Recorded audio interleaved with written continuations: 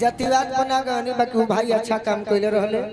एगो और भाई हमारा पटना में बंटी यादव समाज के भाई उनको खातिर कहते नहीं कि उनका के कोई से बिसारी बंटी भरत भाई हमारी तो सीएम साहब पर ध्यानवा सुनले होई भरत जी के नाम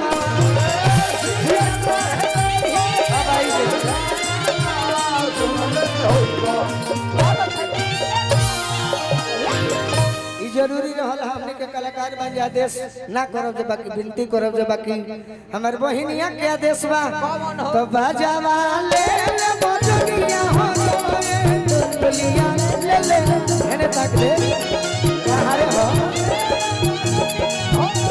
कहां रे हो बाजावा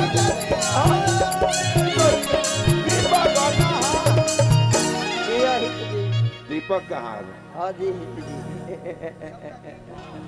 अच्छा अच्छा अच्छा खाना खा मैंने सबके इजाजत बन एक दरबार में तो हमारे के तो कबे से लोग कहता हमारा रमेश नाथ बाबू कहने की भैया रात में रोज कुछ ना खाए कहने की हम खाई बाकी हमारा पहले प्रोग्राम जरूरी बाद भोजन अब अलाउंस भइल बा आदेश भी आई बा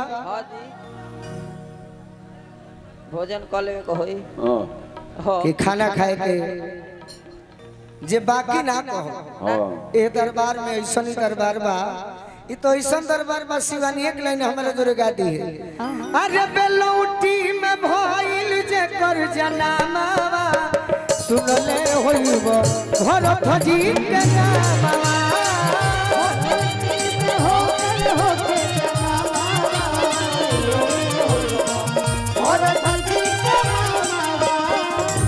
उनका के कोई सब सारी भाई हो भरत तिवारी उनका के कोई सब सारी भाई हो भरत तिवारी। आज ही 17 जुलाई के दिल्ली में धरना भइल बा जंतर मंतर अब ए पर सरकारें ध्यान दे सकता जनता के बस के नहीं के सौदा ये बिहार हनु अब देखिए बिहार में कितना रोज हत्या हो तरी सो कहल उचित नहीं खेले यूट्यूब वाला मुंह कहले बड़े कि गुरु राजा कुछ कहो सब सरकार के देरी विशेष ना कहो बाकी ओ भाई खातिर आदेश रहला कुछ भाई के हम जौन गाना गावनी दिल से गावे जातिवाद बना गावनी बाकी वो भाई अच्छा काम कैले रहले। एगो और भाई हमारा पटना में बंटी यादव समाज के भाई उनको खातिर कहते नहीं कि उनका के कोई से बिसारी बंटी भरत भाई हमारी तो सीएम साहब पर ध्यानवा सुनले होई भरत जी के नाम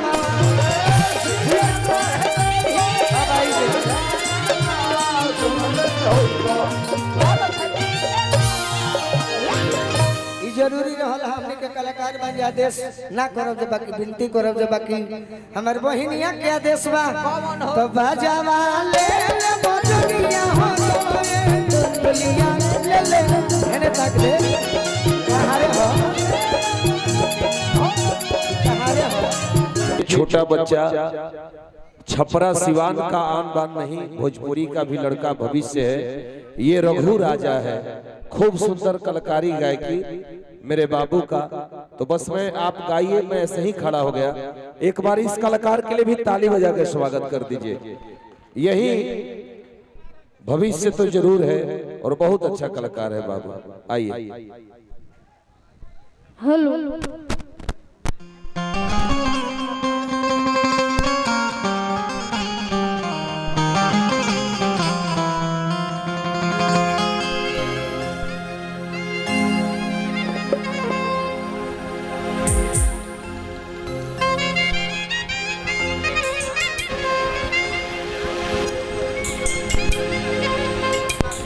और अभी ज्यादा कुछ तो ना बोलो ना बोलोगी बोलेगा तमाम भगवान स्वरूप जनता जनार्दन बने जा मंच पर गुरु गोलू चाचा जी,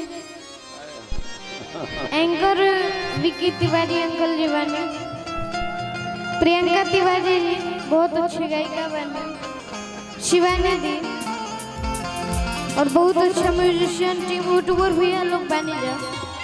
सब केहू के जैसे गुड़ छुके गोल लागत एक बार ताली बजा के शुरू आ जाए।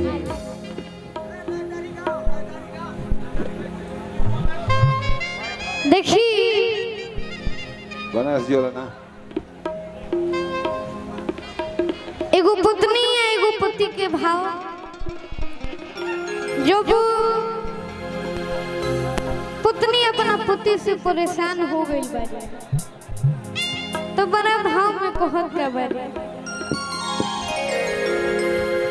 होटोए पिया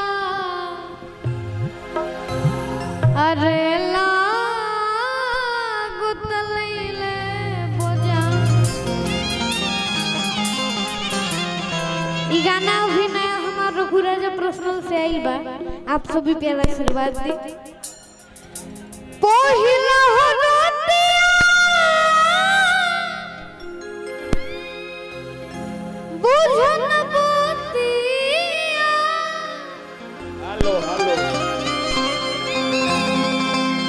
पहिला रतिया बुझन बतिया, कोरोना ढेर परेशान हटाए पिया। कि कोरोना ढेर परेशान हटाए पिया। हमने के जगह जियन मनोज ठाकुर चाचा जी बैठल बानी, वहाँ के भी स्वागत।